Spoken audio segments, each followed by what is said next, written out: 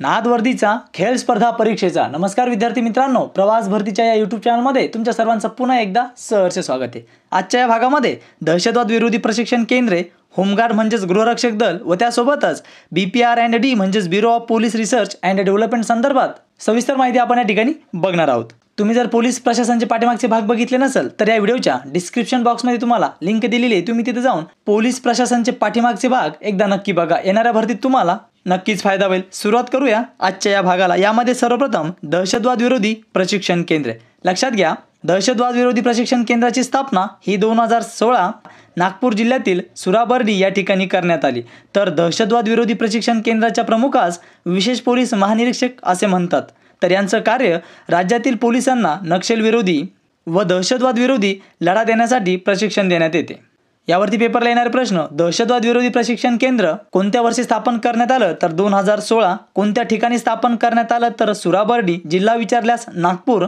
त्यानंतर दहशतवाद विरोधी प्रशिक्षण केंद्राच्या प्रमुखास काय म्हणतात तर विशेष पोलीस महानिरीक्षक व यांचं कार्य लक्षामध्ये ठेवा, राज्यातील पोलिसांना नक्षलविरोधी व दहशतवाद विरोधी लढा देण्यासाठी प्रशिक्षण देण्यात येते। यानंतर होमगार्ड। होमगार्डची स्थापना 1946 साली करण्यात आली। तर यांचं मुख्यालय मुंबई या ठिकाणी आहे व होमगार्डच्या प्रमुखास महासमादेशक असे म्हणलं जातं। तर लक्षात घ्या, महासमादेशकांची नियुक्ती राज्य शासनाकडून केली जाते व यांचं कार्य राज्यातील पोलीस यंत्रणेस सहाय्य करणे हे असतं। यावरती पेपरला येणारे प्रश्न, होमगार्डची स्थापना कोणत्या वर्षी करण्यात आली तर 1946। होमगार्डचं मुख्यालय कोणत्या ठिकाणी आहे तर मुंबई। होमगार्डच्या प्रमुखास काय म्हणतात महासमादेशक व यांचं कार्य राज्यातील पोलीस यंत्रणेस सहाय्य करणे हे असतं, हे लक्षामध्ये घ्या। यानंतर BPR&D म्हणजेच bureau of police research and development. तर लक्षामध्ये घ्या, bureau of police research and development या संस्थेची स्थापना 28 ऑगस्ट 1970 करण्यात आली। तर यांचं मुख्यालय दिल्ली या ठिकाणी आहे व या संस्थेवर गृह खात्याचं नियंत्रण असतं व bureau of police research and development या संस्थेचं कार्य गुन्हेगारीचा अभ्यास व विश्लेषण करणे हे असतं व ही संस्था पोलीस क्षेत्राशी संबंधित आहे।